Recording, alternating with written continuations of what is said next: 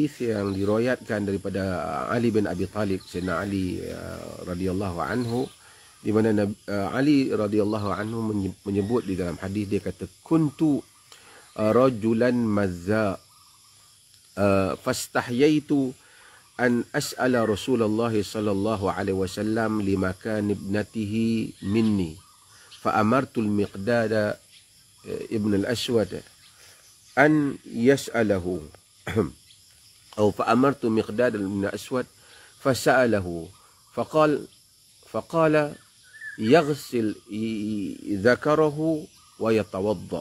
Hadis ini diriwayatkan oleh Al-Imam Al-Bukhari dan diriwayatkan juga oleh Imam Muslim.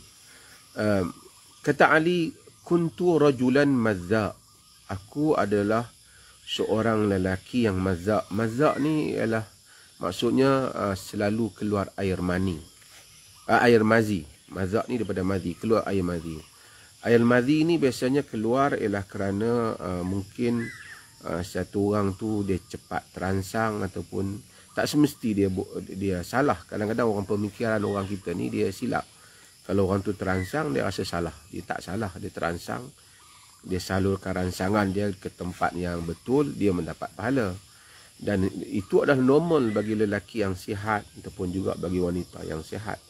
Bila dia terangsang kepada pasangan ataupun pada jantina yang berbeza, itu adalah normal. Yang tak normal apabila dia terangsang kepada jantina yang serupa dengan dia. Itu tidak normal. Ada orang dia terangsang tapi dia tak mazza ataupun tidak banyak keluar air mazinya. Ali dia bagi tahu bahasanya dia keluar air mazi. Dia keluar air mazi. Jadi air mazi ni kita semua tahu iaitu air yang keluar ketika kita bersyahwat sebelum dia keluar air mani. Dia merupakan air yang licin, yang mana Allah jadikan itu untuk memudahkan kita dan pasangan kita untuk melakukan persetubuhan dan seumpamanya. Kata Ali, kuntu rajulan mazza fastahyaitu an as'ala Rasulullah sallallahu alaihi wasallam limakan ibnatihi minni.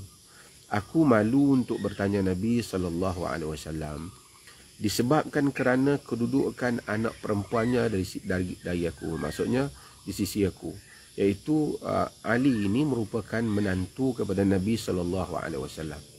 Siapa anak perempuan Nabi? Iaitu Fatimah binti Rasulullah sallallahu alaihi wasallam. Jadi menantu dengan pak mentua lah kedudukan tu. Ali ni juga dia sepupu Nabi sallallahu alaihi wasallam daripada satu sudut kekeluargaan. Kemudian dia berkahwin dengan sepupu dengan sepupu ni. Kalau lelaki dan perempuan boleh berkahwin. Tapi dalam kes ni Ali berkahwin dengan anak Nabi, anak perempuan Nabi sallallahu alaihi wasallam, iaitu Fatimah. Jadi Ali berkahwin dengan anak perempuan sepupunya. Begitulah. Jadi Fatimah merupakan isteri Ali. Jadi Ali rasa dia malulah nak tanya Nabi SAW tentang keadaan air mazi ni.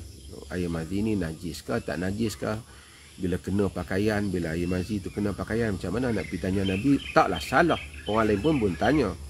Tapi kata Ali, limakan ibnatihi minni, kerana disebabkan kedudukan Fatimah tu dengan aku, disebabkan kedudukan anak perempuannya dengan aku, maka Ali dia kata dia tak tanya. Ini sebelum saya nak pergi kepada konten hadis ni yang seterusnya, ialah kita nak menunjukkan satu bab, iaitu tentang adab dalam agama. Malu ni satu benda, al-haya'u minal iman. Malu ni daripada iman. Tapi Nabi SAW memuji wanita-wanita Ansar. Malu tidak menghalang mereka untuk bertanya perkara-perkara yang perlu berhubung dengan agama mereka. Kadang-kadang mereka bertanya Nabi macam mana nak cuci farash mereka dan seumpamanya. Nabi SAW bagi tahu. Kadang-kadang isteri Nabi yang lain rasa segan lah sikit soalan tu. Kadang-kadang mereka tarik, kau tanya akulah, kata. Tapi wanita Ansar mereka bertanya Nabi SAW. Okey. Ali dia malu. Taklah kata kalau dia tanya tu salah, tapi dia malu. Kerana kedudukan Fatimah. Tapi dengan beliau sebagai isterinya dan Nabi sebagai pak mentuanya. Cuma saya nak sebut sikit kerana kita telah lalu dalam bab ini ialah hubungan suami isteri ni yang membabitkan hubungan seks dan kejadian-kejadian di dalam hubungan seks. Dalam bahasa ni aksi-aksi seks dan apa yang kita lihat pada tubuh isteri kita dan bagaimana dia punya gelagat dia di dalam seks.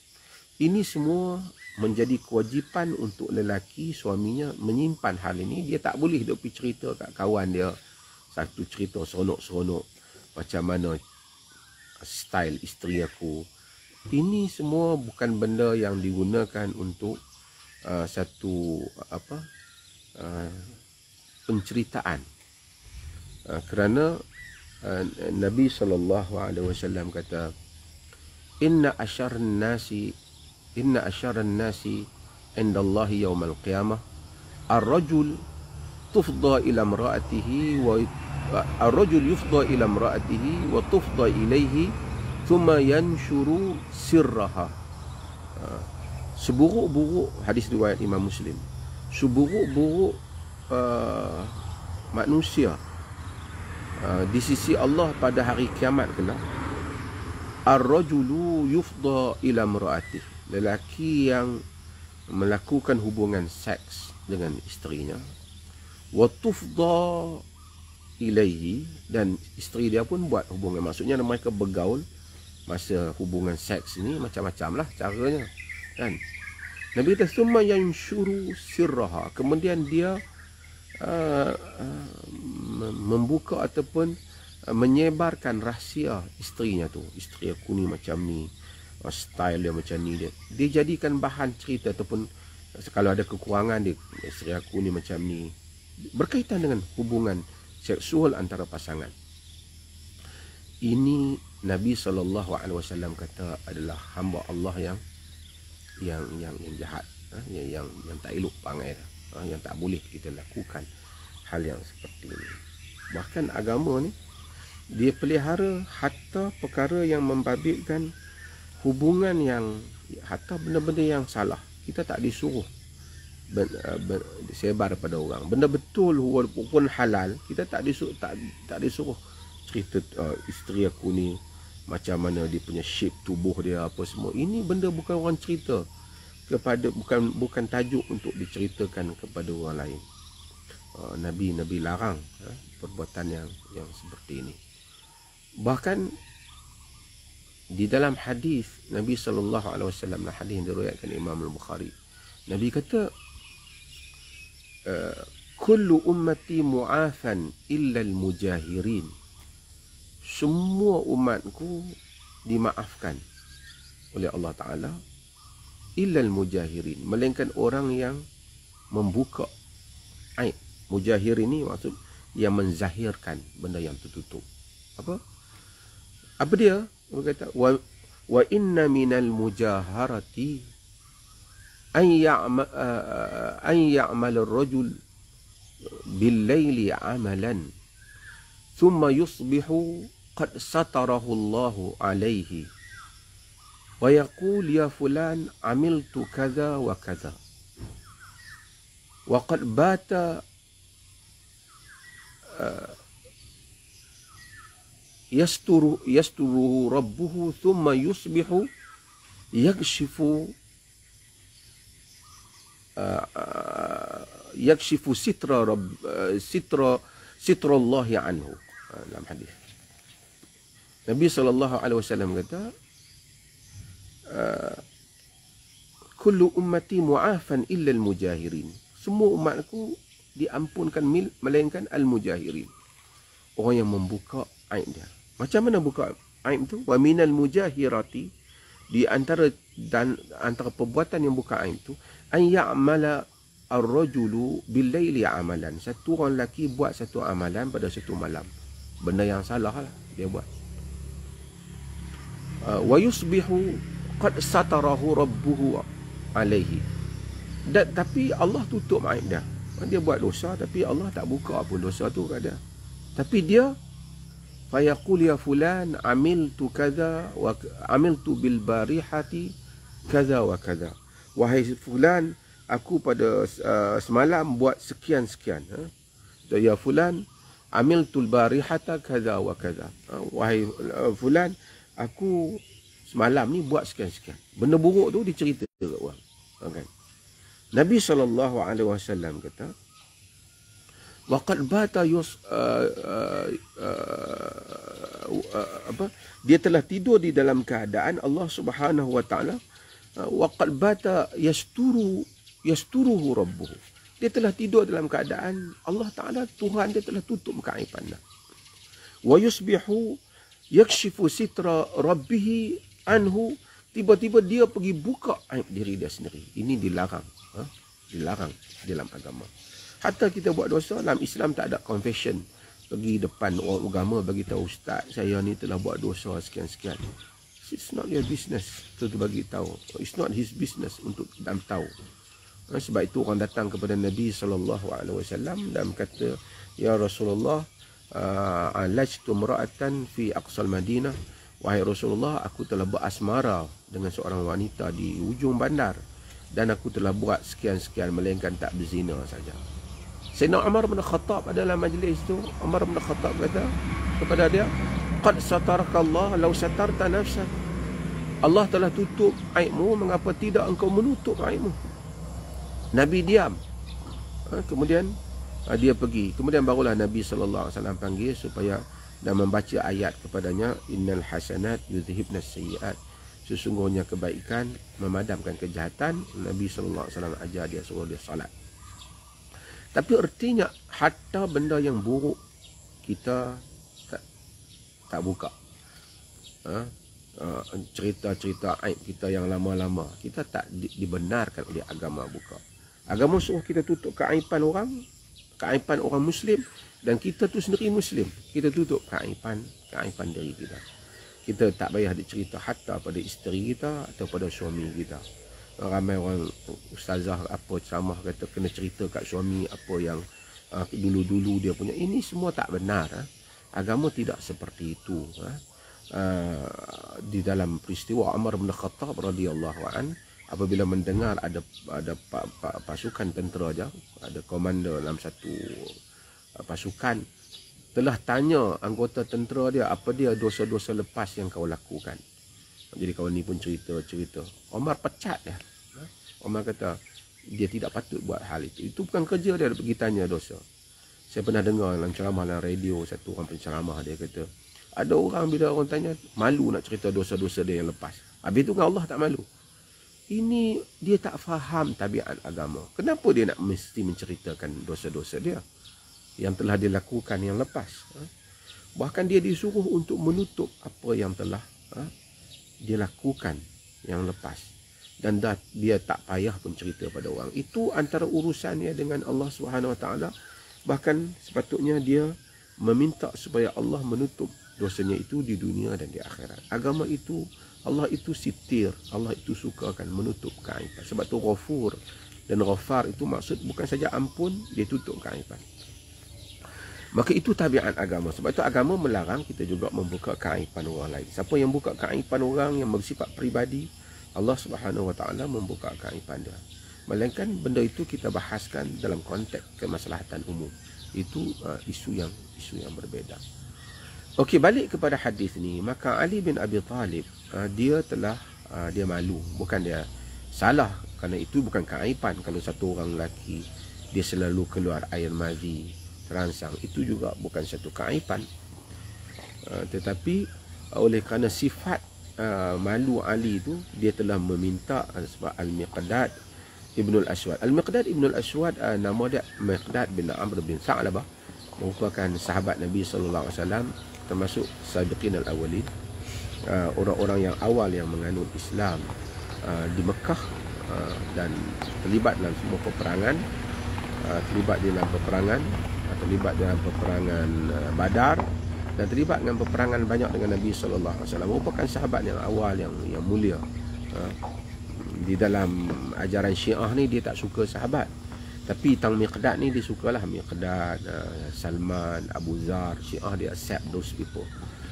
those sahabat, those companion of the Prophet sallallahu alaihi wasallam. They are amazing people. Tapi we are from Ahli Sunnah wal Jamaah. All of sahabat, all of the companions of the Prophet adalah merupakan orang-orang yang kita terima sebagai mereka yang saleh dan mulia. Dan kita tidak kata mereka maksum, tetapi kita menyatakan mereka itu mendapat kedudukan yang mulia disebabkan mereka bersama dengan zaman Nabi sallallahu alaihi wasallam, bersama dengan Nabi sallallahu alaihi wasallam. Balik pada isu ini balik, Ali bin Abi Talib telah meminta Miqdad untuk bertanya kepada Nabi sallallahu alaihi wasallam. Fa amartul Miqdad bin Aswad an as'ala fa amartu Miqdad bin Aswad. Aku minta kepada Miqdad bin Aswad untuk bertanya Nabi sallallahu alaihi wasallam. Miqdad ni panjang nama dia. Ada yang kata dia Aswad tu nama pak angkat dia. Kemudian Islam tak benarkan kita lagi sandar pada pak angkat. Nama dia sebenarnya Miqdad bin Amr bin Tha'labah. Tapi tak apa, itu perbahasan yang lain. Tapi orang ramai ni dah tak kenal Miqdad ni, melainkan Miqdad bin Aswad. Miqdad al-Aswad. Dia jadi bukan sandaran nama, dia jadi kenalan saja. Okey. Ada kata perbincangannya panjang, tapi saya nak skip kepada tajuk ni, iaitu berhubung jawapan Nabi sallallahu alaihi wasallam. Nabi sallallahu alaihi wasallam kata kepada Miqdad, yaghsil zakarahu wa yatawadda. Nabi kata bagi tahu Ali, maksudnya dia basuh kemaluan dia, zakarnya, dan kemudian dia berwuduk. Okey. Hadis ni dan hadis-hadis yang lain telah menjadikan para ulama sepakat bahawasanya mazi najis. Maksudnya apabila mazi kena pada pakaian, hendak wajib dibasuh. Sama ada lelaki dan perempuan samalah. Ada lelaki yang mazak, ada juga perempuan yang senang terangsang, ataupun dia mungkin mazi itu selalu juga ada di pakaian dia. Apabila dia terangsang, manusia ni dia tengok kadang-kadang tak semesti dia tengok benda lucah. Dia tengok orang macam dalam peristiwa, kadang-kadang dia tengok orang dia suka ataupun dia kagum. Ada orang yang sampai, sebab itu dalam surah Yusuf tu, wanita-wanita tu apabila melihat Yusuf, falamma ra'aynahu akbarnahu wa qatta'na aydiyahun wa qulna hasya lillah ma hadza bashara in hadza illa malakun karim. Apabila mereka lihat, dia kata falamma ra'aynahu akbarnahu, maka sangat hebat Yusuf punya kecantik. Wa qatta'na aydiyahun, sehingga mereka terpotong jari-jari mereka. Wa qulna hasya lillahi ma hadza bashara, mereka kata maha suci Tuhan, ni bukan manusia. In hadza illa malakun karim, ni malaikat ke? Cantik kacaknya Nabi Yusuf alaihissalam. Tak apalah kalau ada perempuan ataupun lelaki yang mazak, yakni mazi itu kena pada pakaian dia, wajib untuk dia membasuh pakaian dia daripada kesan mazi yang ada di pakaian dia. Kerana mazi termasuk di dalam najis, berdasarkan apa yang Nabi SAW beritahu Miqdad supaya menjawab hal itu terhadap Ali bin Abi Talib. Jadi hadis ni adalah hadis yang ada beberapa angle yang telah saya sebutkan tadi. Satu sudutnya ialah sudut adab Ali dan berhubung dengan kita dan isteri dan juga sikap kita. Dan satu lagi ialah hadis tentang, hadis ini digunakan di dalam bab taharah untuk membahaskan berhubung dengan sama ada mazi itu najis ataupun tak.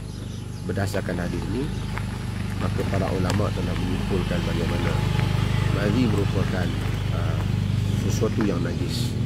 Jadi ada orang tanya, kadang-kadang dia di pakaian dalam dia tu ada basah kesan mazi, maka dia wajib basuh sebelum dia menunaikan solat. Dan mazi, keluar mazi membatalkan wuduk. Nabi kata wa yatawadda, kemudian dia hendaklah berwuduk. Melainkan kalau dia tak pasti keluar ataupun tak keluar, dia tadi dia ada wuduk tapi dia tak pasti keluar ataupun tak keluar, dia consider tak keluar lah, kerana asalnya dia berwuduk. Tapi kalau dia confirm, maka dia hendaklah membasuh dan berwuduk semula. Apa hukum jika anak angkat dibinkan kepada nama sendiri? Anak angkat tak dibinkan pada nama kita, tapi dibinkan kepada bapa dia yang asal. Ini saya jawab soalan ni. Kerana dalam surah Al-Ahzab Allah menyatakan, ud'uhum li'abaihim huwa aqsatu 'indallah. Panggillah anak-anak itu, mereka itu berdasarkan nama bapa-bapa mereka, kerana itu lebih adil di sisi Allah. Itu bapa dia. Islam tak boleh nafikan. Itu bapa dia. Kita di Malaysia ni ada sikit kita punya praktis yang kurang tepat lah. Bila orang masuk Islam, kita buang nama bapa dia. Dia jadi Abdullah. Sedangkan bapa dia mungkin Ahsing ke, bapa dia mungkin Maniam ke, Ramasami ke. Itu bapa dia. Bukan nama dia tak boleh ubah, nama bapa dia kekal lah. Dia tak boleh menafikan itu anak bapa, itu anak lelaki berkenaan. Dan kemudian apabila hukumnya ada, dia tak boleh berkahwin dengan adik-beradik dia. Kita pergi ubah nama dia jadi Abdullah. Jadi itu tidak tepat. Lalu dia pun sangka bahawasanya macam Islam sudah tak respect ibu bapa. Orang pada zaman Nabi, para sahabat masuk Islam. Umar bin Khattab dia masuk Islam. Al-Khattab tak masuk Islam. Nabi tak ubah jadi Umar bin Abdullah. Sahabat-sahabat masuk Islam. Bapa mereka Ikrimah bin Abi Jahal, bin Amr bin Hisham. Ikrimah anak Abu Jahal. Nabi tak ubah. Kata tu Abu Jahal jahat, ubah jangan Ikrimah jadi Abdullah. Ia masuk Islam, dia masuk Islam. Bahkan kalau kita baca nama Umar bin Khattab bin Abdullah bin Nufay bin Abdul Uzza, hamba bin Abdullah hamba Al-Uzza, itu nama datuk nenek mereka. Islam tak ubah. Islam Nabi hanya ubah nama orang yang masuk Islam tu.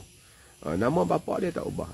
Remain sebagai tanda penghormatan kepada bapa dia. Dan bukan tanda penghormatan, ada hukum hakam berhubung dengan perkahwinan, berhubung dengan berbagai-bagai lagi.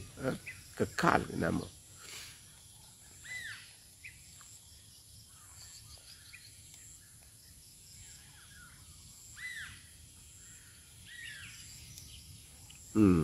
Kita di Perlis, kita kata dia tak ubah. Kata pejabat agama dia tak pernah, tak ada orang amalkan ubah pada Abdullah ni bila masuk Islam, melainkan di Malaysia aja. Tak ada negara yang buat. Mungkin kalau nak ada pun mungkin di Brunei, saya tak pasti, tapi di Malaysia ajalah. Arab ramai orang masuk. Cat Steven apa semua, mereka masuk, mereka ubah kepada Yusuf. Tapi kekal lah nama keluarga dia.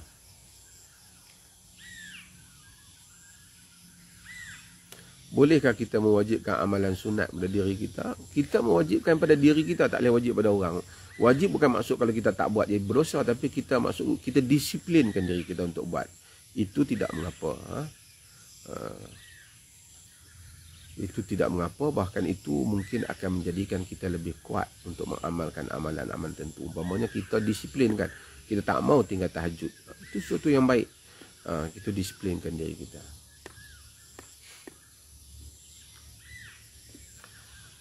Okey, ada lagi soalan?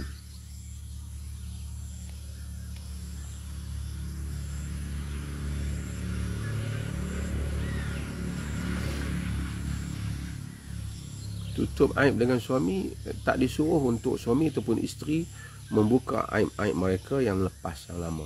Itu hubungan kalau ada dosa antara dia dengan Allah Subhanahu Wa Taala, dan dia memohon keampunan daripada Allah.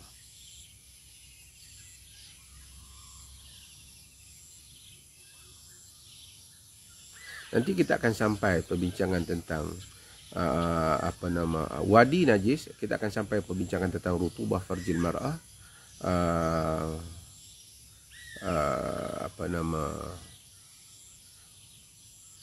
kelembapan yang ada di dalam pada kemaluan wanita, kan? Akan sampai perbincangan tu. Okey, ada lagi soalan?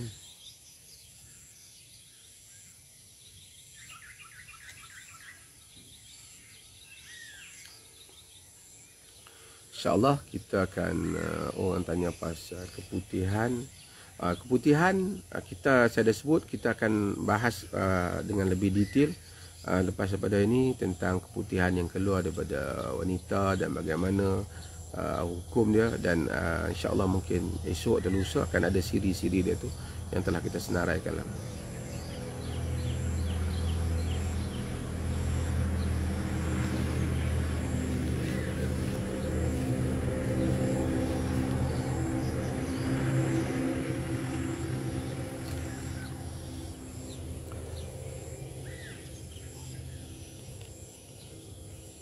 Jika air mazi kena pada pakaian, kita tak pasti bila dia kena, kita dah solat, kita consider solat kita sah.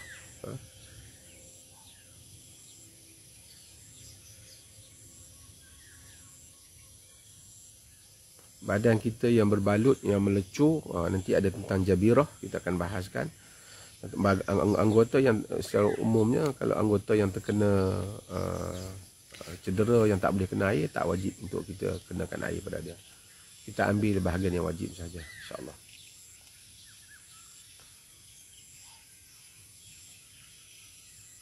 Qabla subuh, jika seorang tu dia tertinggal, terlewat, bolehkah selepas daripada subuh dia salat?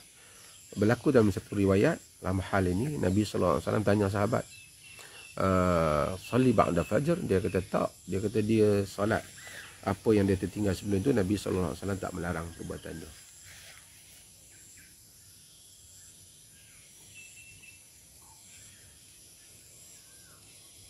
Terima kasih banyak, insya-Allah. Sallallahu ala nabiyina Muhammad walhamdulillahi rabbil alamin.